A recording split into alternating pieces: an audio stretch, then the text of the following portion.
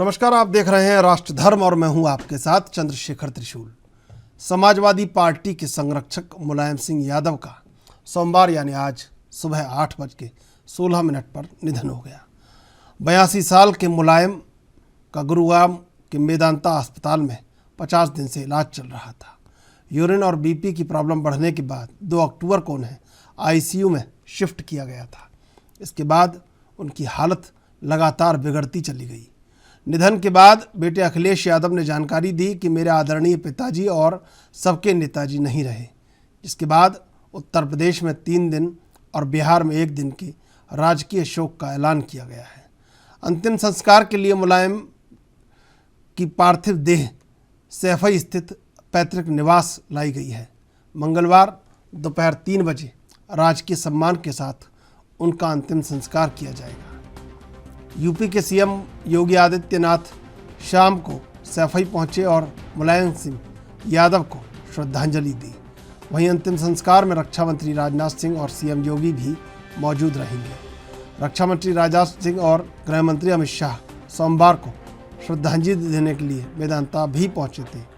राष्ट्रपति द्रौपदी मुर्मू और राजद चीफ लालू यादव समेत सभी बड़े नेताओं ने यूपी के पूर्व मुख्यमंत्री और देश के रक्षा मंत्री रह चुके मुलायम को श्रद्धांजलि दी है। वहीं दूसरी तरफ देश के प्रधानमंत्री मोदी ने गुजरात की रैली में सबसे पहले मुलायम सिंह यादव को याद किया। उन्होंने पूर्व सीएम की तारीफ की और कहा कि आज पूरा देश शोक में डूब गया है।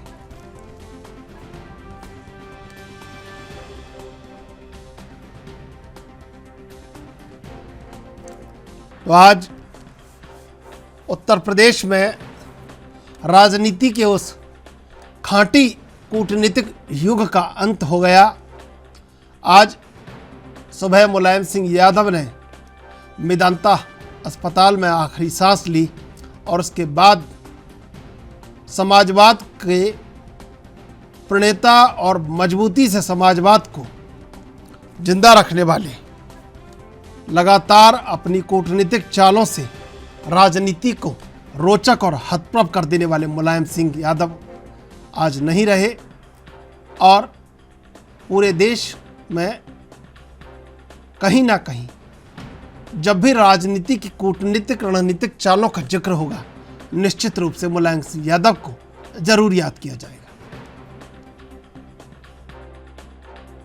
माननीय मुलायम सिंह यादव जी का वो नेता के नाम से सारी दुनिया जानती है, नहीं रहे हम लोग के बीच में। वो देश भर में समाजवादी आंदोलन को काफ़ी आगे बढ़ाया। डॉक्टर राम मनोहर लोहिया, जननायक कर्पूरी ठाकुर जी, लोकनायक जयप्रकाश नारायण जी के विचारों से ओतप्रोत थे और हमारे तो संबंधी थे। हमारी बेटी वहाँ घर में है। हमको ये घटना याद है कि जब हम लोग गए तिलक चढ़ाने तो नेताजी बिहार भर के जितने लोग गए थे सबके लिए अलग अलग इंतजाम करना, अतिथि सत्कार उनके मन में पूरा भरा हुआ था। नेताजी सबके प्रिय थे। बहुत लंबा समय उन्होंने देश के लिए राजनीतिक और सामाजिक दोनों दृष्टिकोण से अपना जीवन समर्पित किया। उत्तर प्रदेश और वास्तव में तो पूरे देश के लिए बहुत बड़ी क्षति है। उनका सरल स्वभाव, काफी प्यार करते थे। मुझे भी उनका आशीर्वाद सानिध्य मिलता रहता था। उनके देहांत का हमें सबको बहुत दुख है। भगवान उनकी शांति को, उनकी आत्मा को शांति दे और परिवारजनों को, अखिलेश, डिम्पल, सबको मेरी तरफ से संवेदना कि वो इस बहुत बड़े दुखद घटना को सहन कर सकें। मुलायम सिंह यादव जी का निधन बहुत ही दुखद है। यूपी की राजनीति की दृष्टि से भी, देश की राजनीति की दृष्टि से भी पूरा यूपी आस में बैठा था कि वो इस समय मेदांता में इलाज करा रहे हैं, जल्द स्वस्थ होकर के आएंगे। लेकिन आज दुखद समाचार मिला है मैं भी इस समाचार से दुखी हूँ और जो उनके परिजन हैं, समर्थक हैं, उन सब को भगवान यह दुख सहन करने की शक्ति प्रदान करे, ऐसी प्रार्थना करता हूँ। कितनी बड़ी क्षति है? देखिए, राजनीतिक दृष्टि से तो मैं अगर कहूँ कि एक युग का अंत हुआ है तो गलत नहीं होगा। मुलायम सिंह जी की जो राजनीति थी वो एक अलग प्रकार की राजनीति थी।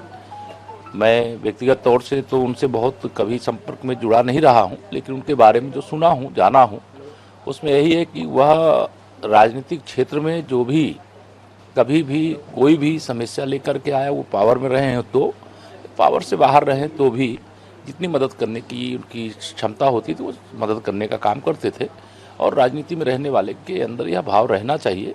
मुलायम सिंह जी ने एक बड़ी लकीर खींचने का काम किया है अपने राजनीतिक जीवन में। समाजवादी नेता, जननेता मुलायम सिंह जी यादव के निधन पर मैं गहन शोक व्यक्त करता हूं। राष्ट्रवाद, लोकतंत्र के सिद्धांतों पर चलने वाले और जिन्होंने समाजवाद की मुखर आवाज़ बने, जो जयप्रकाश नारायण लोहिया जी के सिद्धांतों पर चलकर गरीब वंचित लोगों की जिन्होंने जिंदगी भर सेवा की, एक समाजवाद का एक स्तंभ आज हमारे बीच में नहीं रहे। हम सबको उनके जाने का बहुत दुख है। लोकसभा के 16वीं लोकसभा, 17वीं लोकसभा मुझे उनके साथ काम करने का मौका मिला और 7वीं लोकसभा के अंदर मैं देखता था कि उनकी बढ़ती उम्र और स्वास्थ्य ठीक नहीं होने के बाद भी वह लोकसभा रोजाना आना, देर तक बैठना और अपने विचार को अभिव्यक्ति करना, उनका लोकतंत्र के प्रति जिस तरीके का विश्वास था, भरोसा था, लोकतांत्रिक संस्थाओं, संसद हो या लोकतांत्रिक अन्य संस्थाओं हो, उनका मानना था कि देश के अंदर अगर सामाजिक आर्थिक परिवर्तन हो सकता है तो इन लोकतांत्रिक संस्थाओं के माध्यम से हो सकता है। इसलिए उनका लोकतंत्र पर अटूट विश्वास था। वह उत्तर प्रदेश के मुख्यमंत्री, रक्षा मंत्री और कई महत्वपूर्ण पदों पर रहते हुए उन्होंने देश और राष्ट्र की सेवा किए। हम सब उनके इस निधन पर दुख व्यक्त करते हैं, संवेदना व्यक्त करते हैं और उनके परिवार को सांत्वना मिले। उनके जितने भी सहयोगी हैं, उनके जितनी भी अनुसरण करने वाले लोग हैं, उनके प्यार करने वाले लोग हैं, जो जिनका प्यार स्नेह हमेशा मिलता रहा, हम सब लोग उनके इस दुख निधन पर दुख व्यक्त करते हैं। भगवान उनको अपने चरणों में स्थान दे और उनके बताए गए कार्य, उनके सिद्धांत, उनके विचारों को समाजवाद के नेता इसी तरीके से और देश के प्रमुख नेता इनको लेकर आगे बढ़े। प्रदेश को, देश को अपूर्णीय क्षति हुई है।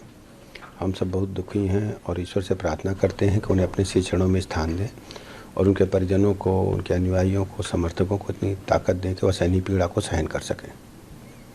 सर, एक बहुत बड़ी क्षति। हाँ, मुलायम सिंह यादव जी का जाना एक राजनीतिक रूप से बहुत बड़ी क्षति है, अपूर्णीय क्षति है। रिक्तता को भरना बहुत मुश्किल काम है और हम सब आज उन्हें श्रद्धांजलि अर्पित कर रहे हैं। आप देख रहे हैं कि पार्टी लाइन से हट कर के लोग उनके साथ बड़े संजीदगी से लोग उन्हें दिल से याद कर रहे हैं और लोगों का मानना है कि आदरणीय मुलायम सिंह यादव जी ने हमेशा कमज़ोर वर्गों की लड़ाई लड़ी। देखिए, मुलायम सिंह यादव जो है बहुत ही बड़े लीडर थे। मुफ्ती साहब के साथ उन्होंने काम भी किया है। बड़े सेक्युलर लीडर थे जिन्होंने न सिर्फ पिछड़ी जातियों को बल्कि जो माइनॉरिटी थी, खासकर जो मुसलमान थे, न सिर्फ उनको हिफाजत दी, उनकी सुरक्षा की, बल्कि उनको एम्पावर भी किया।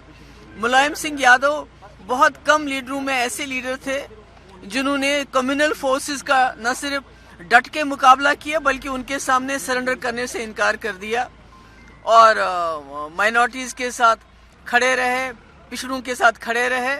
और जो आज जो कम्युनल फोर्सेस इस मुल्क के अंदर ताकतवर हो रही हैं और बहुत कम लीडर ऐसे हैं जो उनके सामने खड़े होने की जुर्रत करते हैं। तो मुझे लगता है मुलायम सिंह यादव साहब की ज़िंदगी से हमें सबक सीखना चाहिए और जिस तरह उन्होंने हिंदू मुस्लिम भाईचारा कायम रखा और उसके लिए उन्होंने पूरी ज़िंदगी सर्फ कर दी, हमें उनसे सबक सीख के हमें भी जो कम्युनल फोर्सेस हैं। कैसे देश में धीरे धीरे करके खांटी जनाधार वाले नेताओं में एक बड़ा नाम मुलायम सिंह यादव का रहा। इसी पर चर्चा आज करेंगे। 3 मेहमान हमारे साथ मौजूद हैं। अमिताभ कुमार, वरिष्ठ पत्रकार, दिलीप यशवर्धन, राजनीतिक विश्लेषक, आनंद त्रिपाठी, राजनीतिक विश्लेषक। आप तीनों का स्वागत है एएनबी न्यूज़ पर। सबसे पहले आनंद त्रिपाठी जी आपके पास आएंगे। आनंद जी, मुलायम सिंह यादव उन खांटी जनाधार वाले नेताओं में से एक रहे जिन्होंने अपनी कूटनीतिक और रणनीतिक जो एक जिसको कहेंगे नीतियां थी, उनके द्वारा कहीं ना कहीं एक बार तमाम विपक्ष को, पक्ष को, सबको सोचने में मजबूर किया। लगता नहीं है कि आज ऐसे नेताओं का बहुत कमी होती जा रही है, वर्तमान रिक्त होता जा रहा है? हाँ, देखिए, निश्चित तौर पर मुलायम सिंह जी का जाना न सिर्फ उत्तर प्रदेश के लिए बल्कि उत्तर भारत की खासकर हिंदी पट्टी की राजनीति के लिए एक अपूरणीय क्षति है।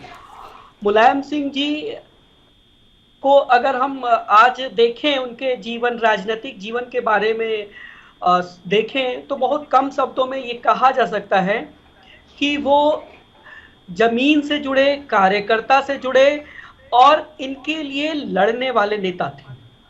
उन्होंने अपनी लड़ाई समाजवादी आंदोलन से प्रारंभ की और निश्चित तौर पर लोहिया जी के उन नजदीकी शिष्यों में शामिल हो गए जल्दी ही, जो कि उस वक्त समाजवाद के जो आंदोलन चल रहे थे देश में, उसको अपने कंधों पर लेकर के उन्होंने आगे बढ़ाया और इसमें उन्होंने साथ लिया एक ऐसे हिस्से का, मतलब आगे बढ़ाया जो हिस्सा भारतीय राजनीति में बहुत जाना पहचाना नहीं था वो क्षेत्र, और मुलायम सिंह ने उस क्षेत्र को एक पहचान दी राजनीति की।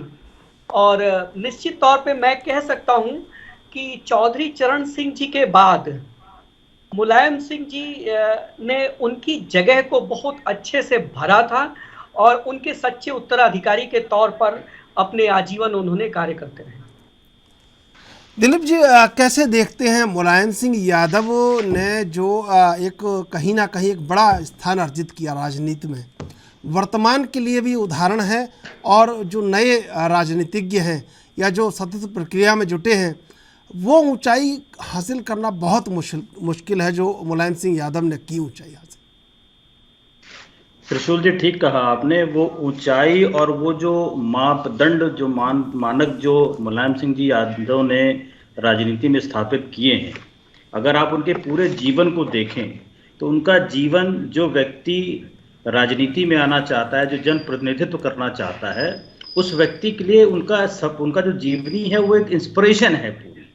किस तरीके से किसान परिवार में उन्होंने जन्म लिया, राजनीति का कोई बैकग्राउंड नहीं था, उसके बावजूद वो छात्र राजनीति से उन्होंने अपनी शुरुआत करी और पूत के पांव पालने में दिखाई दे जाते हैं। ये कहा जाता है, ये बात मुलायम सिंह जी पे फिट बैठती है, क्योंकि जब वो छात्र नेता थे और अध्यक्ष चुने गए तो उनके दोस्तों ने वहीं से उनको एमएलए बुलाना शुरू कर दिया था। उसके बाद वो धीरे धीरे शिक्षा के क्षेत्र में आए, शिक्षक बने। शिक्षक बनने के बाद उन्होंने पहलवानी में अपना भाग्य आजमाया। पहलवानी के दाव पेचों को बड़े अच्छे तरीके से समझने के बाद वही दाव पेच उन्होंने राजनीति में स्थापित किए और पहले चुनाव में साइकिल से चुनाव प्रचार करके साइकिल को ही उन्होंने अपना चुनाव निशान बना लिया। जब उन्होंने अपनी 92 में अपनी पार्टी बनाई और उस चुनाव निशान को उत्तर प्रदेश के राजनीति में इतना ऊंचे तक लेकर के गए कि आज उत्तर प्रदेश में अगर कोई पार्टी स्टैंड कर रही है क्षेत्रीय, तो वो समाजवादी पार्टी है। और वो समाजवादी पार्टी इतनी मजबूत है कि वो राष्ट्रीय पार्टियों से टक्कर लेने के लिए मानी जा रही है। तो ये जो मानदंड मुलायम सिंह जी यादव ने स्थापित किए, ये हर व्यक्ति के बस का नहीं है। 8 बार विधायक होना, 3 बार मुख्यमंत्री होना, मेंबर ऑफ पार्लियामेंट होना, रक्षा मंत्री होना और प्रधानमंत्री की कुर्सी तक पहुंच जाना, ये भी अपने आप में एक बड़ी बात है। इतनी सारी चीजों का जो समावेश है, और आप उनकी ऑर्गेनाइजेशनल स्किल को देखिए। ऑर्गेनाइजेशनल स्किल, किसी बिना बैकग्राउंड के उन्होंने इतनी बड़ी पार्टी खड़ी की, लाखों लोगों को अपना अनुयायी बनाया, लाखों लोग उनके फॉलोअर बने। उनकी मेमोरी इतनी शार्प है कि कहा जाता है कि वो छोटे से छोटे कार्यकर्ता को बाई फेस और बाई नेम पहचानते थे। ये किसी भी मीटिंग में 40-50 आदमियों को नाम लेकर के एक साथ बुला लेना, ये उनकी काबिलियत थी, ये उनका आत्मीयता थी। ज्योग्राफिकल जो मेमोरी थी वो उनकी बहुत तेज है। ऐसा कहा जाता था कि जब वो हवाई यात्रा से भी जाते थे तो वो आसमान में बैठे बैठे बता देते थे कि हम किस क्षेत्र से गुजर रहे हैं, इस क्षेत्र में कौन से गांव पड़ेंगे, उस गांव में कितने किस जाति के लोग रहते हैं, उनके कितना वोट बैंक है। ये सारी चीजें उनमें थी। और इन सबसे कहीं ज्यादा जो डिप्लोमेसी उनके अंदर थी, जो कूटनीति, जो राजनीति की रीढ़ की हड्डी होती है, या एक सफल राजनीतिक जिस क्वालिटी की वजह से आदमी बनता है, वो क्वालिटी डिप्लोमेसी कहलाती है। वो डिप्लोमेसी उनके अंदर कूट कूट के भरी है। इस डिप्लोमेसी को लेकर के बहुत सारे किस्से हैं, बहुत सारी चर्चाएं हैं। और यही डिप्लोमेसी थी जो उनको बिना किसी राजनीतिक बैकग्राउंड से यहां तक लेकर के आई। और ये उनकी जो दूरदृष्टिता है, उस दूरदृष्टिता की भी अगर तारीफ करी जाए तो वो कम नहीं होगा। 2012 में चुनाव जीतने के बाद जिस तरीके से उन्होंने अपना भविष्य देखा और राजनीति की कमान या पार्टी की कमान उन्होंने अपने पुत्र को सौंप दी, और पुत्र को इस क्षेत्र में उतार करके आज वो परिपक्वता अखिलेश यादव जी के अंदर आई है, ये भी मुलायम सिंह जी की दूरदृष्टिता का नतीजा है। तो इतनी सारी क्वालिटियों से भरा हुआ आदमी अगर इस संसार को छोड़ करके जाएगा तो राजनीति की जो दुनिया है, उस राजनीति की दुनिया में एक बड़ा गैप आएगा, और उस बड़े गैप को भरने के लिए जल्दी कोई बिरला पैदा नहीं होगा। ठीक है अमिताभ जी, देखिए आज तो चुनाव के लिए लड़ने के लिए एजेंसियां हैं, बड़े बड़े सब टीमें हैं, लैपटॉप, ये वो सब कुछ, सोशल मीडिया, बहुत सारी चीज़ें हैं।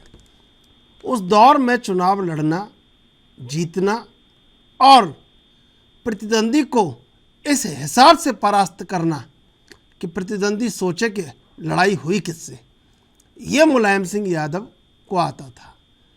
क्या लगता है कि वर्तमान कहीं ना कहीं उनसे सीख सकता है, और जानना चाहिए कि मुलायम सिंह यादव ने कैसे उस कौशल को अर्जित किया, हासिल किया और ज़्यादा व्यापक करने की कोशिश की अंत तक।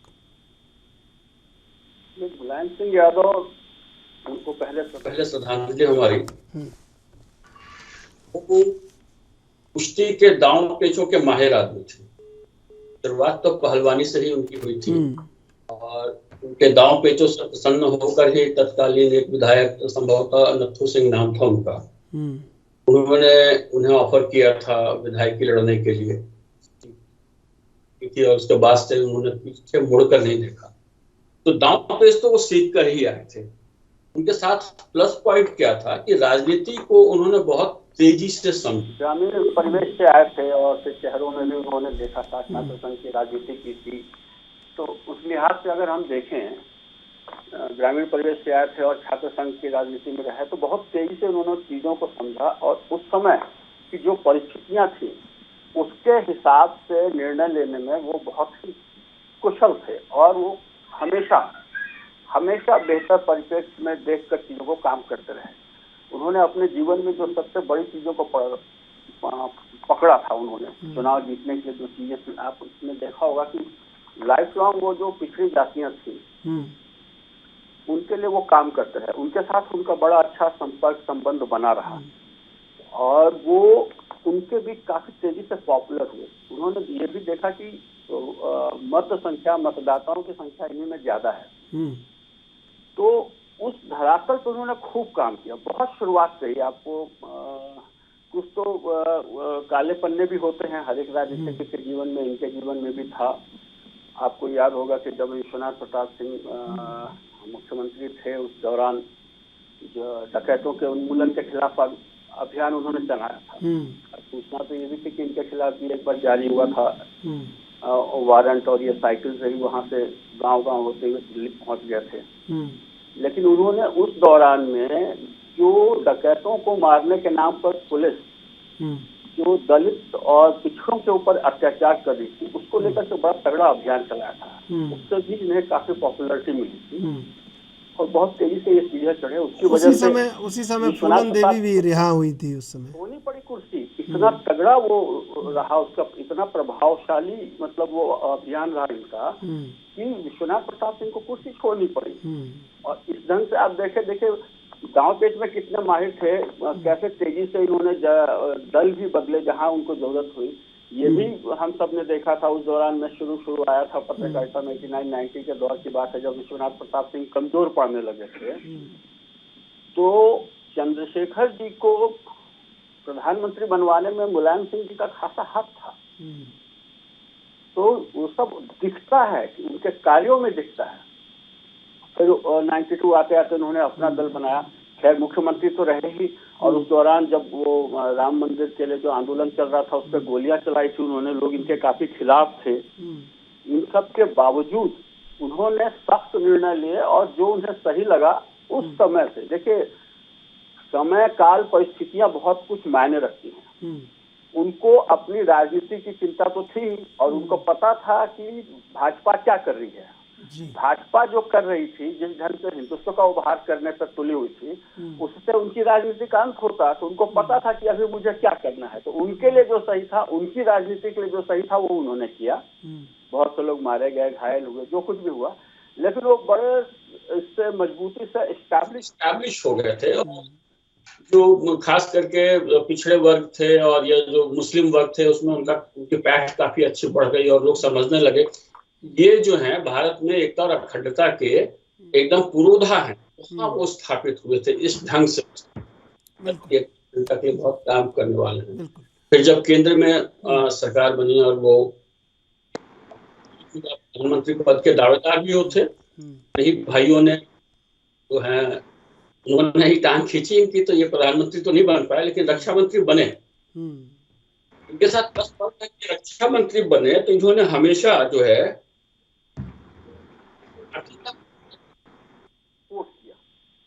एक जो वो शहीदों का शव जो है वो घर तक लाया जाएगा, आपको याद होगा वो निर्णय बड़ा बहुत ही महत्वपूर्ण निर्णय था और इसको लेकर के काफी प्रसिद्धि भी मिली और शहीदों को लगा उनके घर वालों को लगा कि हमारा सम्मान हो रहा है। तो ऐसे बहुत सारे निर्णय उनके रहे जो कि कहा जा सकता है कि वो एक माहिर कुशल खिलाड़ी रहे। हालांकि राजनीति को उस जमाने के हिसाब से में वो कहीं पीछे नहीं रहते थे। ये मैं कह सकता हूँ थोड़ा सा स्याह पक्ष रहा, क्योंकि बहुत सारे दबंग किस्म के लोग जो हैं उनके साथ में जो है राजनीति में उभरे और उन्होंने बड़ा इनके बहुत सारे किए कराए कामों को उन्होंने जो है ढक दिया, उनके कारनामों से ढक दिया था। तो ये सब चीजें हम देखते हैं, कुल मिलाकर के बहुत बेहतर रहा। एक अच्छे कुशल राजनीतिज्ञ माने जा सकते हैं भारतीय परिस्थितियों में। ये सब आप बिल्कुल बिल्कुल। दिलीप यशवर्धन जी, देखिए वोट बैंक को रिजर्व करना, समाजवाद की पथ पे चल के समाजवाद भी कहीं ना कहीं बहुत पीछे रह गया था, लेकिन उन्होंने अपने जो एक आवरण था या जो रणनीति तैयार की थी उसको कोई भेद नहीं पाया अंत तक।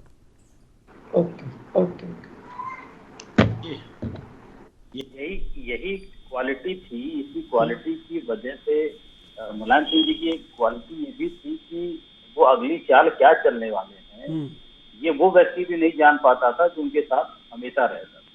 मतलब कि जो चाणक्य नीति कह लीजिए कि दुश्मन या दोस्तों को भी नहीं पता होना चाहिए कि आप आगे क्या रणनीति अपनाने वाले हैं, ये क्वालिटी मुलायम सिंह जी में थी और यही क्वालिटी उनको इतने ऊपर तक लेकर के गई। एक अकेला व्यक्ति अगर कोई इतनी बड़ी पार्टी खड़ी कर देता है, बिना किसी राजनीतिक बैकग्राउंड के खड़ी कर देता है और पूरे उत्तर प्रदेश में लाखों लोगों को अपने पीछे चलने के लिए मजबूर कर देता है, अपनी विचारधारा से प्रभावित कर देता है, और जो एक अदर ओबीसी जो अन्य पिछड़ा वर्ग की कैटेगरी है, वो अन्य पिछड़ा वर्ग की कैटेगरी बनाने की देन मुलायम सिंह यादव जी को ही जाती है।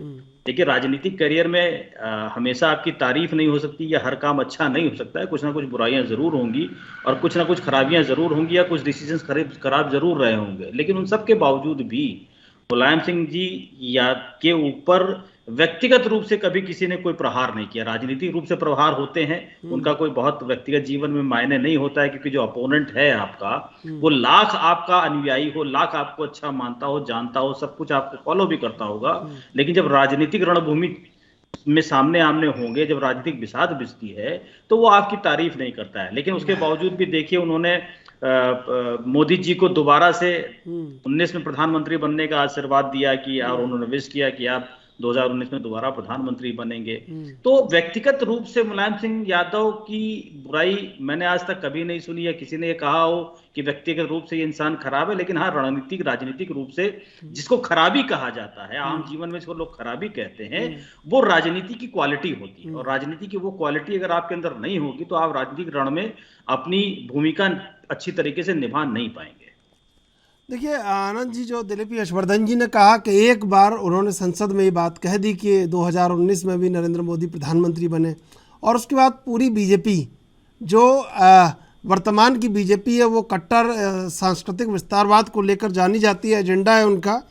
लेकिन वो भी कहीं ना कहीं जब लखनऊ में प्रधानमंत्री मोदी मिलते हैं तो मुलायम सिंह यादव उनके कान में कुछ कहते हैं। और एक उनके अंदर बड़ी विशेषता जो व्यक्तिगत मुझे भी पता थी कि फ़ोन उन्होंने पूरा जो जीवन, जब ये फ़ोन चलने लगे लैंडलाइन, तो फ़ोन का उन्होंने पूरा इस्तेमाल किया। विरोधी कैसा भी हो उसको तुरंत फ़ोन मिला लेते थे, बात कर लेते थे, आगे की कुछ रखते नहीं थे उससे।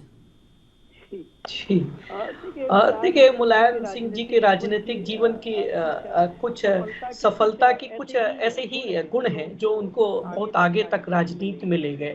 उन गुणों में ही ये सब चर्चा लगा हो रही है, कोई नई बात अब बची नहीं है, लेकिन ये कहा जा सकता है कि वो राजनीति में उस व्यवस्था के एक प्रणेता थे कि जिसमें कि कार्यकर्ता से लेकर के ऊपर तक के नेताओं को एक समान दृष्टि से लोग देखते हैं।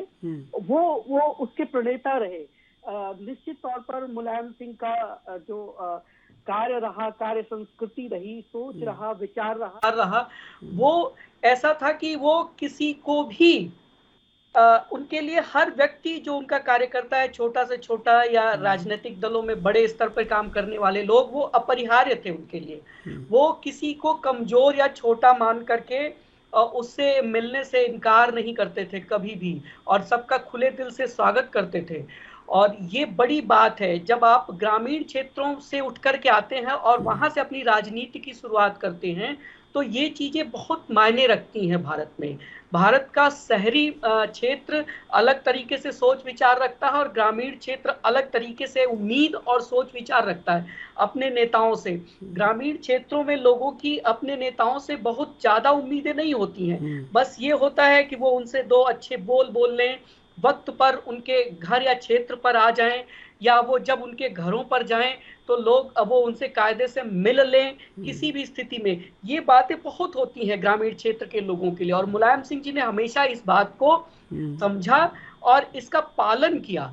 और ये चीजें मुलायम सिंह के छोटी छोटी चीजें मुलायम सिंह को बहुत के व्यक्तित्व को बहुत बड़ा बनाती चली गई। मैं पहले भी कह चुका हूं कि मुलायम सिंह का जो राजनीतिक जीवन रहा वो 67 से 1989 जब वो उत्तर प्रदेश में मुख्यमंत्री पद की शपथ ली तब तक एक भाग की राजनीति रही, और 1989 से जब तक वो सक्रिय राजनीति में रहे 2019 तक लगभग, तब तक उनकी राजनीति एक दूसरे हिस्सा रहा। वो पहला दौर जो था वो सिद्धांतों और के संघर्ष के लिए उनको समर्पित रहा उनका पूरा, और दूसरा एक बहुत ही जो ज्यादातर सत्ता 89 के बाद वो सत्ता में रहे लगातार, वो एक ऐसे समन्वयवादी नेता का रहा जो कि राजनीति में सत्ता में बने रहने के लिए, उसे ठीक से संचालित करते रहने के लिए जो कुछ भी परिस्थितिवश आवश्यक हुआ वो सब कुछ किया उन्होंने। किसी चीज से उन्होंने गुरेज नहीं की। एक तरफ जहां वो समाजवाद आंदोलन के बहुत बड़े सिपाही रही, वहीं उन्होंने सत्ता में आने के बाद पूंजीपतियों से जबरदस्त किस्म का एक अपना समन्वय स्थापित किया। ये बहुत कम लोगों में देखा गया, खासकर जो पुराने समाजवादी लोग थे उनके पास ये कला नहीं रही। लेकिन मुलायम सिंह ने ये स्थापित करके दिखाया कि सिर्फ सिद्धांतों के सहारे लोगों का भला नहीं किया जा सकता है। मुलायम सिंह जी ने पूंजीपतियों को साथ लेकर के उत्तर प्रदेश के विकास की एक पूरी संरचना बुनने की कोशिश की। हालांकि अलग बात है वो कितने सफल हुए या असफल रहे, ये दूसरी बात है, लेकिन उन्होंने विचार रूप में इसे समझा और लागू भी किया। बिल्कुल। और आनंद जी, मैं आपसे जवाब लूंगा, लेकिन अनंत त्रिपाठी जी कहीं ना कहीं राजनीति का वो दिग्गज पहलवान भी चला गया जिसने अपने एक एक दाव से राजनीति को रोचक बना के रखा। हाँ, निश्चित तौर पर मुलायम सिंह जी ने अपने राजनीतिक कैरियर में कई सारे दांव खेले, कई धोबी पछाड़ और अन्य दांव लगाए। जैसा कि उसके सबसे बड़ी लाभार्थी और उसके सबसे बड़ी हानि झेलने वाली कांग्रेस पार्टी रही। 1998 में जब सोनिया जी सरकार बनाने के लिए बिल्कुल तैयार थी, तो मुलायम सिंह के धोबी पछाड़ से वो प्रधानमंत्री की कुर्सी तक नहीं पहुंच पाई। लेकिन वही मुलायम सिंह 2008 में यूपीए की सरकार जो कांग्रेस लीड कर रही थी, जब कम्युनिस्ट पार्टी ने उससे समर्थन वापस ले लिया मार्क्सवादियों ने, तो मुलायम सिंह आगे बढ़कर के उस सरकार को बचाते हैं। तो ये अलग अलग समय पर उन्होंने राजनीति के कई सारे दांव खेले और ज्यादातर दांव उनके सफल रहे, कुछ असफल भी, लेकिन सफलता उनको ज्यादा मिली। 93 में बसपा के साथ कोलिशन का वो जो नया प्रयोग उन्होंने किया वो बहुत सफल रहा। एक समय ऐसा लगता था उसके पहले कि मुलायम सिंह उत्तर प्रदेश की राजनीति से बाहर हो जाएंगे, लेकिन बसपा के साथ उन्होंने वो जो समझौता करके नया कोलिशन बना करके अपनी सार्थकता सिद्ध की, अपनी राजनीतिक चातुर्य को सिद्ध किया, अपने राजनीतिक दूरदर्शिता को सिद्ध किया। मुलायम सिंह जी के साथ ये चीजें चलती रही। जैसे मैंने कहा ना, बिल्कुल 1989 के बाद का जो उनका पूरा कैरियर था वो अलग था, किस्म का था। जिस डीपी यादव के समर्थन से वो 1989 में अजीत सिंह पर तरजीह पाकर के मुख्यमंत्री बने, उसी डीपी यादव को जब अखिलेश ने नो कहा तो मुलायम सिंह बिल्कुल चुप रहे, कुछ नहीं कहा उन्होंने। तो ये उनके राजनीतिक कौशल की चीजें हैं जो वक्त के समय वक्त को पहचान करके उन्होंने अलग अलग समय पे किया। अमिताभ जी देखिए, 2016 में अपने पुत्र को भी 6 साल के लिए पार्टी से निष्कासित कर दिया। ये हौसला मुलायम सिंह यादव के पास ही था। हाँ, निश्चित रूप से। हालांकि ये हौसला था या उस समय की परिस्थितियां थी, क्या कहा सकता है उस दौरान। ऐसा भी माना जा रहा था कि वो चाह रहे थे कि अखिलेश जो हैं वो ही पार्टी की कमान संभालें, ठीक है ना। इसके लिए एक कंट्रोवर्सी भी जो है कहीं कहीं पॉपुलर करती है चीजों। यही दाव तो थे मुलायम सिंह यादव के पास। और कल मुलायम सिंह यादव पंचतंत्र में विलीन हो रहे होंगे, और कल जयप्रकाश नारायण की जयंती भी है, और सिताब दियारा में कई बड़े राजनेता पहुंचेंगे। ये भी कहीं ना कहीं समाजवाद का कल एक ऐसा मिलन हो रहा होगा प्राकृतिक रूप से जो बिल्कुल अद्भुत और अकल्पनीय है।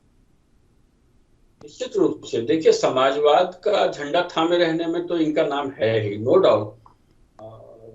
डॉक्टर राम मनोहर लोहिया, चौधरी चरण सिंह, सबके साथ इन्होंने काम किया हुआ है और कुछ हद तक उनके पद चिन्हों पे चले हैं। और उस दृष्टि से देखिए, इन्होंने जो पिछड़े वर्ग और इनके लिए बहुत काम किया है।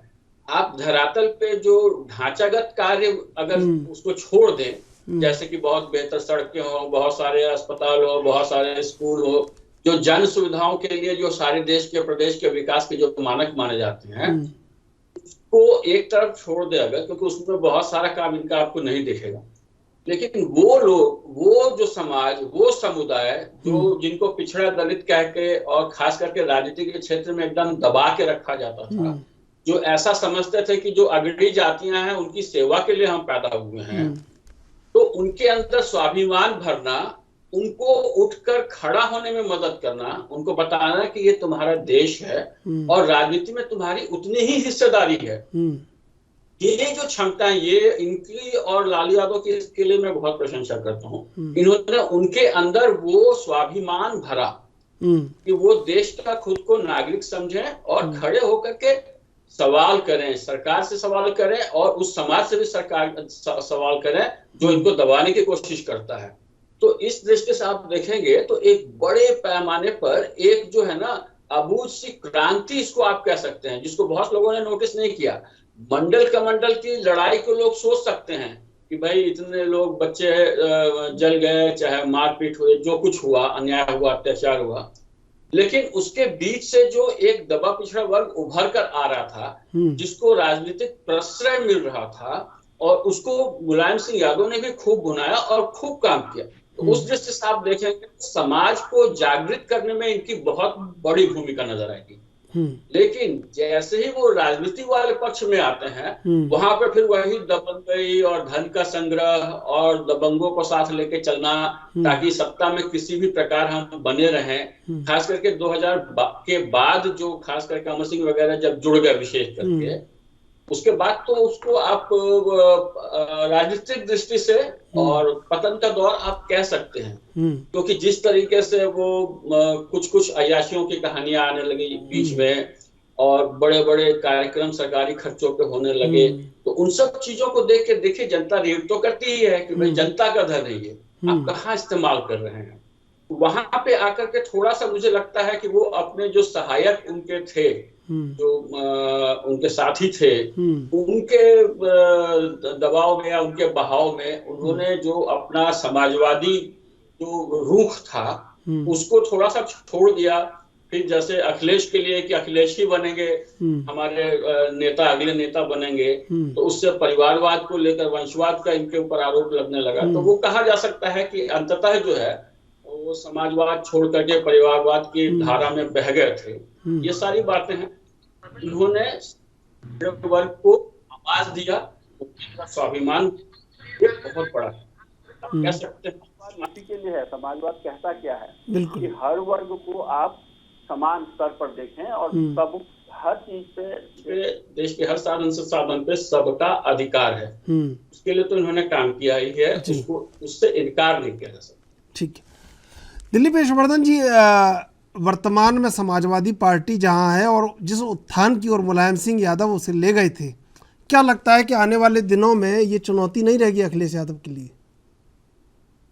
चुनौती त्रिशूल जी डेफिनेटली रहेगी, इसमें कोई दो राय नहीं है, लेकिन अब चुनौती उतनी ज्यादा नहीं रहेगी क्योंकि पिछले 10 साल से पार्टी की कमान लगभग अखिलेश यादव जी के हाथ में है और मुलायम सिंह यादव जी बैकडोर से एडवाइजर का काम जरूर कर रहे थे, लेकिन एक्टिव पॉलिटिक्स से लगभग वो बाहर ही थे।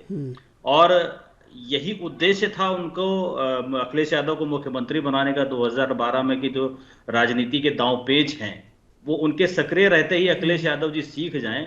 और अखिलेश यादव जो अभी 2022 का चुनाव हुआ, उस 2022 के चुनाव में मुलायम सिंह यादव जी सिर्फ एक बार, जहां तक मुझे याद है, एक बार वो रैली में उन्होंने एक्टिव पार्टिसिपेशन किया। बाकी पूरा का पूरा चुनावी रैलियां जितनी भी हुई, जितनी भी कैंपेनिंग हुई, वो अखिलेश यादव जी के अकेले चेहरे पे हुई। वो वन मैन शो था, अकेले ही चेहरा थे जिसने 2022 में पूरे विधानसभा चुनाव को अपने दम पे लड़ने की कोशिश करी और जीत, सत्ता में नहीं जीते लेकिन जीत हासिल करी उन्होंने। अगर आप पिछले चुनाव से कंपेयर करेंगे तो वोट परसेंटेज बढ़ा, सीटें 3 गुनी बढ़ी। तो ये नहीं कहा जा सकता है कि मुलायम सिंह यादव जी के न रहने की कमी नहीं खलेगी, वो कमी जरूर खलेगी, लेकिन चुनौतियां अब उतनी अखिलेश यादव के सामने नहीं रहेंगी। कहीं ना कहीं मुलायम सिंह यादव को देख के जो पक्ष और विपक्ष और जो बड़े बड़े राजनीतिज्ञ थे वो उतने हमलावर नहीं होते थे, क्योंकि अखिलेश यादव खुल के बड़े आक्रामक रुख में रहते हैं। तो नहीं लगता कि वो आंख का पर्दा कहीं ना कहीं खत्म हो गया है? नहीं त्रिशूल जी, देखिए राजनीतिक वार जो होती है या राजनीतिक जो वार पलटवार होती है या जो इस स्टेटमेंट्स जारी किए जाते हैं उनमें कोई किसी का लिहाज नहीं करता है।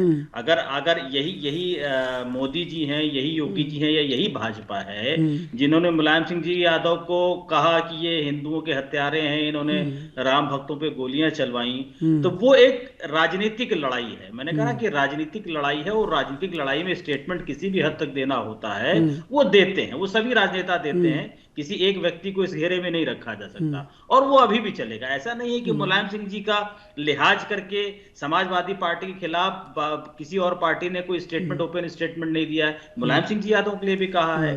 तो वो चीजें रहेंगी, वो राजनीतिक लड़ाई जो है वो अपनी जगह बरकरार रहेगी और राजनीति के मद्देनजर ऐसा कोई शेल्टर समाजवादी पार्टी को मुलायम सिंह की वजह से नहीं था जो उनके न रहने पर हट जाएगा। आनंद जी, क्या लगता है कि जो पारिवारिक कहीं ना कहीं टूट फूट हुई उसको रोकने में अखिलेश यादव कामयाब होंगे या स्थिर रखेंगे या ये और आगे बढ़ेगा? अब ये देखने वाली बात है। अभी तक जो लड़ाई थी, बहुत बड़ा पारिवारिक कुनबा इकट्ठा हो गया सहफईक से।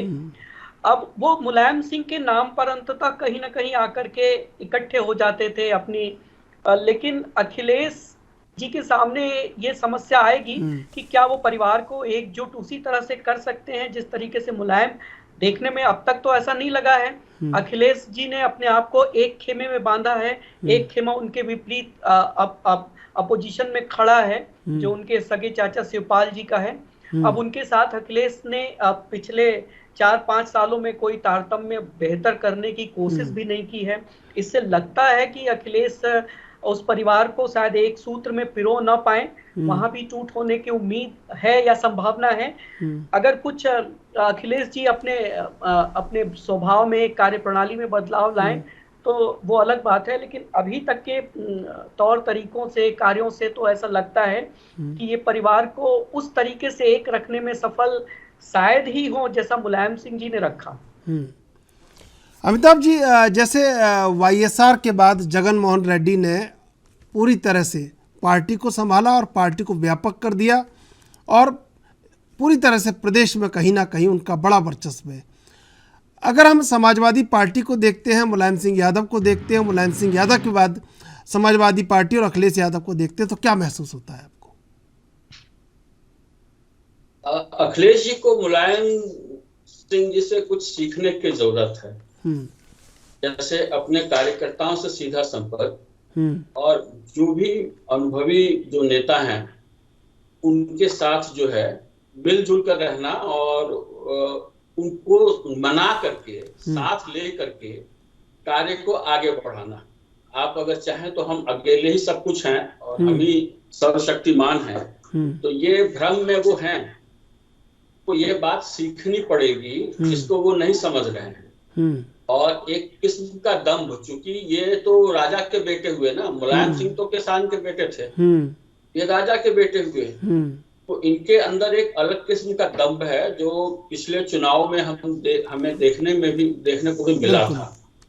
उनका व्यवहार, लोगों को संबोधन, और जिस तरीके से एक बार जैसे वो माला युद्ध होते हुए नजर आ रहे थे, उस दृश्य का बहुत बुरा असर पड़ा। तो राजनीति में सबको साथ लेकर चलने की जो कला है मुलायम सिंह की, वो इनको सीखनी पड़ेगी। ठीक है ना? अब इनके अपने चाचा जैसे हैं, ठीक है, वो भी महत्वाकांक्षी थे सब। देखिए, राजनीति में हर व्यक्ति महत्वाकांक्षी होता है, लेकिन उन्होंने जब आपको अपना नेता स्वीकार कर लिया है तो फिर उन्हें साहस लेकर चले, है ना? यहाँ पे आपको समझदारी दिखानी पड़ेगी। तो इस जगह पे उनको, मुझे लगता है कि लोगों के साथ अपना मेल जोल बढ़ाना, मतलब अपने कार्यकर्ताओं के साथ सीधा संपर्क करना, और जो अपने सर्वमान्य नेता हैं अपने दल के, उनको साथ लेकर के मिलजुल करके आगे बढ़ना। अगर इस कला को वो थोड़ा सा और साध लेते हैं तो जो मंच उन्हें मिला है वो काफी पूरे प्रदेश में उसका प्रभाव है। गांव गांव में आपके कार्यकर्ता हैं। अगर आप ऐसा नहीं करेंगे, साथ लेकर नहीं चलेंगे, तो आप बिखर जाएंगे और चीजें टूटती जाएंगी, बिखरती जाएंगी। ये उनको सीखने की जरूरत है। मुझे लगता है अखिलेश अभी बहुत पीछे हैं, क्योंकि सीधे सीएम की कुर्सी पे बैठा देना, पावर के साथ ठीक है आप काम कर रहे हैं, ऐसा नहीं है कि वो काम करना नहीं जानते, लेकिन जनता को साधना और अपने साथियों को साधना, ये भी उनको सीखना पड़ेगा। और इसके लिए साधना करनी पड़े तो करें, क्योंकि उनका प्रभाव है और अभी बहुत अच्छी पोजीशन में है।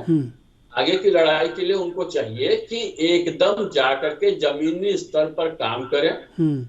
शायद इस मामले में किसी को हमने सलाह भी की थी, इनके कोई बड़े नेता एक दो बाद में संपर्क में आए थे, तो उनको चाहिए कि वो गांव में जाए, लोगों से मिले जुले। हर जिले के 2-4 गांव में केवल चले जाएंगे ना, लोग तो इतने गदगद प्रसन्न हो जाते हैं ना। जैसे भाई जी ने एक बताया था ना, लोगों को बहुत ज्यादा उम्मीद नहीं होती है अपने नेताओं से, लेकिन वो अच्छे से हंस बोल के बात कर ले, घर जाने पे चाय पिला दे तो वो गदगद हो जाते हैं। शादी में चले जाएं, है ना, केवल चेहरा दिखा दें, तो इतने सरल सहज लोग हैं आपके, वो आपकी जनता है, आपके मतदाता हैं। सबसे बड़ी बात ये है। तो वो अगर ये साथ लेते हैं और इस तरफ, इस दिशा से के साथ कदम बढ़ाते हैं, इस तरीके से अगर आगे कदम बढ़ाते हैं, तो मुझे लगता है कि निश्चित रूप से वो फिर अपनी पकड़ जो है उत्तर प्रदेश में अच्छी करने में सफल होंगे। आनंद जी, रणनीतिक और राजनीतिक दायरा जो समाजवादी पार्टी का है वो उत्तर प्रदेश में है प्रमुखतः, और वहाँ पर बीजेपी ने बड़ा वर्चस्व हासिल कर लिया है। समाजवादी पार्टी को मुलायम सिंह यादव वाली समाजवादी पार्टी बनने में चाहे कितने ही विधायक हों, लेकिन बहुत कड़ा प्रयास करना पड़ेगा। और जो अमिताभ कुमार जी ने कहा कि वो सरलता और सहजता कहीं ना कहीं अखिलेश यादव को हासिल करनी होगी। हाँ, देखिए, एक बात मैं कहूंगा कि सरलता और सहजता स्वभाव का हिस्सा होता है, उसे हासिल करना कठिन काम होता है, लेकिन फिर भी ये नहीं कहा जा सकता कि आदमी उस तरफ बढ़ नहीं सकता, कोशिश नहीं कर सकता। अखिलेश जी ने ये बात बिल्कुल सही है कि चांदी की चम्मच के साथ जन्म लिया है। उनको ये पता ही नहीं चल पाया, थाली में परोस करके उनको मुख्यमंत्री का पद मिला, वो समझ ही नहीं पाए हैं कि इसको कैसे कमाया जाता है अभी तक के उनके पूरे राजनीतिक पिछले 10 सालों में जो देखा जाए। लेकिन उनको सीखना पड़ेगा अपने पिताजी के पीछे जीवन के शुरुआती दौर और संघर्ष के दिनों को अगर वो कायदे से देखें या उनके साथ के लोगों से बातचीत करें तो वो बताएंगे कि किस तरीके से उनको ये उत्तर प्रदेश में जो समाजवादी पार्टी की जमीन मुलायम सिंह के कम सक्रिय होने के बाद खो गई है, उसे कैसे वो हासिल कर सके। आज पिछड़ों में उनके मुलायम सिंह जी के अखिलेश के सजातियों के वोटर्स को छोड़ दिया जाए तो बहुत कम आधार बचा हुआ है समाजवादी पार्टी का। समाजवादी पार्टी का आज उत्तर प्रदेश में जो सबसे बड़ा वोट बैंक है वो अल्पसंख्यक वोट बैंक है, और वो भी इसलिए है क्योंकि अल्पसंख्यक वोट बैंक के सामने कोई और विकल्प नहीं है। तो अगर अखिलेश इसको अपरिहार्य मानते हैं तो ऐसे ये गलती होगी उनकी, बिल्कुल, क्योंकि राजनीति में वोटर कभी इतना बेबस नहीं होता है कि वो कोई उसके लिए अपरिहार्य हो जाए जी। वो परिवर्तन करने के लिए हमेशा तैयार रहता है, जैसे ही कहीं कोई और विकल्प नजर आता है वो कर देगा। तो अखिलेश जी को बड़ी मेहनत करनी पड़ेगी। मुलायम सिंह जी की तरह थोड़ा सा जैसे एक बार चर्चा हुई कि अखिलेश के सामने क्या परेशानियां आएंगी मुलायम के बाद, अब तो वोटर्स की समस्या तो आएगी ही आएगी, और मुलायम सिंह जो पार्टी को चलाने के लिए धन की व्यवस्था करते थे पूंजीपतियों के साथ मिल करके सामंजस्य बिठा करके, उसमें भी अखिलेश को बहुत दिक्कत आने वाली है, क्योंकि अखिलेश के पूरे कैरियर में 10 साल का जो रहा है पूंजीपतियों से उनके संबंध बिगड़े दिखते हैं। अंदर खाने में ये सूचनाएं आती हैं, उतने प्रगाढ़ नहीं है जितने वो मुलायम सिंह या अमर सिंह की समय में हुआ करते थे। तो अखिलेश के सामने कई चुनौतियां इस तरह। दिलीप यशवर्धन जी, देखिए, मुलायम सिंह यादव ने अपने इर्द गिर्द 9 रत्नों का निर्माण कर लिया। अमर सिंह जैसा कुशल व्यक्ति जो कहीं भी दाव चला दे। उसके बाद आजम खान और शिवपाल यादव को भी कहीं ना कहीं अभी वर्तमान में जो चल रहा है, आजम खान और शिवपाल यादव को संभाल के नहीं रख पाए अखिलेश यादव, जबकि मुलायम सिंह यादव वर्षों तक संभाल के रखे रहे। देखिए, ये परेशानी तो अभी और बढ़ेगी। जो सीनियर लीडर्स हैं समाजवादी पार्टी में, उनको ये शिकायत थी और वो आवाज अभी तक कहीं दबी हुई थी मुलायम सिंह जी की वजह से, या अखिलेश यादव भी अगर उनको हटाना चाहते थे या उनको दरकिनार करना चाहते थे तो उनकी आंखों में भी एक पर्दा था, क्योंकि मुलायम सिंह जी अभी जिंदा थे। अब ये बातें दोनों तरफ से खुल के आएंगी। अगर अखिलेश यादव उनको किनारे करके एडवाइजरी मंडल में ले जाना चाहेंगे तो ये भी अपनी इच्छा का पूर्ण इस्तेमाल करेंगे, और अगर कोई सीनियर लीडर इनकी खिलाफत करना चाहेगा तो वो भी पूर्ण रूप से उभर के सामने आएगा। अखिलेश जी के लिए ये चुनौती जरूर आएगी। अखिलेश जी के लिए किसी दूसरी पार्टी से चुनौती नहीं है, इनकी अपनी पार्टी से अब चुनौती आएगी, और इनको अब ये भी देखना होगा कि जो सीनियर लीडर्स हैं अगर वो नहीं संभले तो उसका फायदा शिवपाल जी बहुत अच्छे से उठा सकते हैं। तो इस शिवपाल जी को भी इन्हें समेटना पड़ेगा, अपने लीडर्स को भी समेटना पड़ेगा। ये इनके लिए ज्यादा चुनौती है। जो यंग लॉबी है, जो करंट में जो इनके रिजीम में जितने लोग जुड़े हैं वो इनसे जुड़े हैं, लेकिन जो पार्टी का आधार, जिसको नींव कहा जाता है, वो नींव मुलायम सिंह जी ने डाली, और उस नींव के काफी बड़े हिस्सेदार शिवपाल भी रहे हैं, और जो पुराने लीडर्स उनके साथ के हैं जो अभी भी हैं पार्टी में, वो रहे हैं। तो नींव हिलने ना पाए, ये बहुत बड़ी जिम्मेदारी है, बहुत बड़ा चैलेंज आने वाला है अखिलेश यादव के सामने, और यहीं पर अब उनकी राजनीतिक परिपक्वता की परीक्षा होगी कि वो राजनीतिक रूप से, क्योंकि जो विरासत में उनको मिला उसको संभालना, उसको चलाना, ये एक अलग बात है। लेकिन अब अपने कंधों पर जब सारा बोझ आएगा तो उस कंधे में कितनी मजबूती है, उनके अंदर कितनी परिपक्वता है, या लोगों से कोऑर्डिनेशन बैठाने की क्वालिटी उन्होंने अपने पिता से कितनी गेन करी है, ये अब आने वाले 2, 4, 6 महीने में आपको दिखाई देगा। अमिताभ जी, लगता नहीं है कि ये जो सीनियर लीडरशिप है, ये जो बुनियादी लोग हैं, इनको संभाले रखना और अब इनको संतुष्ट करना, ये बड़ी चुनौती है इस समय? बहुत बड़ी चुनौती है और मुझे नहीं लगता है कि अखिलेश जी उस दिशा में जाएंगे भी। जो मतलब जो फिलहाल के लक्षण हैं, अखिलेश जी बिल्कुल नई राजनीति अब करना चाह रहे हैं और अपने नियंत्रण में सब कुछ रखना चाह रहे हैं। इसका इलेक्शन भी जिस तरीके से वो अकेले दम पर वो लड़ रहे थे, तो वो अपने हिसाब से अपनी जमीन बना रहे थे। निश्चित रूप से उनको अच्छा खासा अनुभव मिला होगा, इस दौरान में एक अनुभव उन्हें मिला होगा जो शायद उनको आगे परिपक्व होने में मदद करेगी। लेकिन जो आम समझ है वो ये कहती है कि इनको अपने चाचाओं से कम और जो आजम खां हैं और उन लोगों से फिर से हाथ मिला लेना चाहिए, इनको अपने साथ मजबूती से ले आना चाहिए, ताकि ये इनके ऊपर जो और हमले होते हैं उनसे वही लोग इन्हें बचा सकते हैं। नहीं तो होगा क्या कि अब शिवपाल सिंह यादव को टूटने का मतलब है कि इनकी पार्टी हर गांव तक में 2 टुकड़े में बट गई होगी। तो ये एक बड़ा नुकसान है। अगर वो उनको जोड़ने में कामयाब होते हैं तो बहुत बेहतर होगा, लेकिन जो लक्षण बता रहे हैं वो ये बता रहे हैं कि अब ये अपनी राह चलने पे लगे हुए हैं और ये उनको साथ लेने नहीं जा रहे हैं। देखिए, हो सकता है कि अगर इनकी परिपक्वता बढ़ी है तो ये खुद और ज्यादा खुद को मजबूत करने के लिए अभी जैसे इनको काम करना चाहिए, बजाय कि अपने घर में महल में बैठ करके बयानबाजी करें। इनको चाहिए कि जैसे वो एक क्रांति रथ मुलायम सिंह यादव जी ने 1980 के आसपास एक शुरू किया था, 1980-82 की बात है, तो लोगों में अपनी पकड़ बनाने के लिए, तो इनको चाहिए कि अभी जो 2-3 साल इनके पास हैं, इसमें जम करके ये जमीन पर पसीना बहाएं और फिर अपने को मजबूत करें। भविष्य आनंद त्रिपाठी जी, नहीं लगता कि ये तो जो बुनियादी लोग हैं इनको संभाल के रखना बहुत आवश्यक है?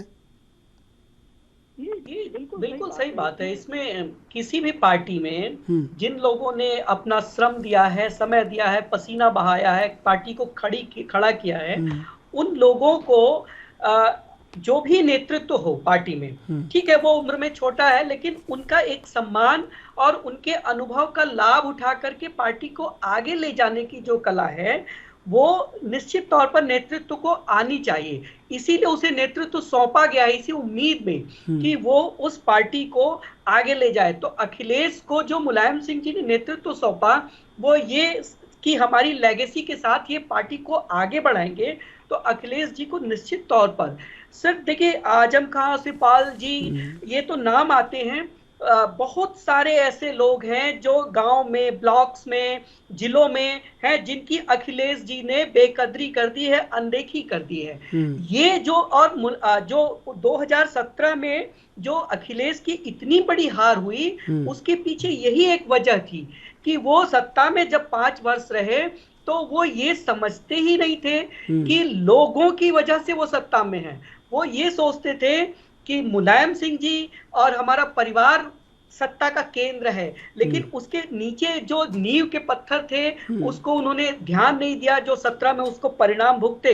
हालांकि कुछ संभले, लेकिन अभी भी पूरी तरह से अखिलेश जी नहीं संभल पाए हैं। तो वो नींव के पत्थरों को हमेशा तवज्जो देनी पड़ेगी, जिससे कंगूरे चमकते हैं। ये बहुत ही आवश्यक है किसी भी पार्टी के लिए, और समाजवादी पार्टी के लिए तो इसलिए क्योंकि उसका सारा का सारा वोट बैंक जो है, नेता हैं मध्यम वर्ग और निचले स्तर के, वो सब ग्रामीण क्षेत्रों से आते हैं, और ग्रामीण क्षेत्रों से आने वाले लोग की आकांक्षाएं ज्यादा नहीं होती हैं। वो सब कुछ सौंपने को तैयार होते हैं, लेकिन निश्चित तौर पर उनको अपनी प्रतिष्ठा से बहुत प्यार होता है।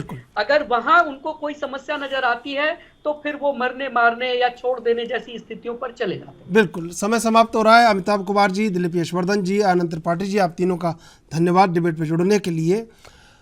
मुलायम सिंह यादव के निधन से एक बड़े रणनीतिक और कूटनीतिक युग का अंत हो गया है और हमेशा एक खाटी जनाधार वाले नेता के रूप में मुलायम सिंह यादव को याद रखा जाएगा। बहरहाल देश विदेश की ताज़ा तरीन खबरों के लिए आप देखते रहिए ANB न्यूज़।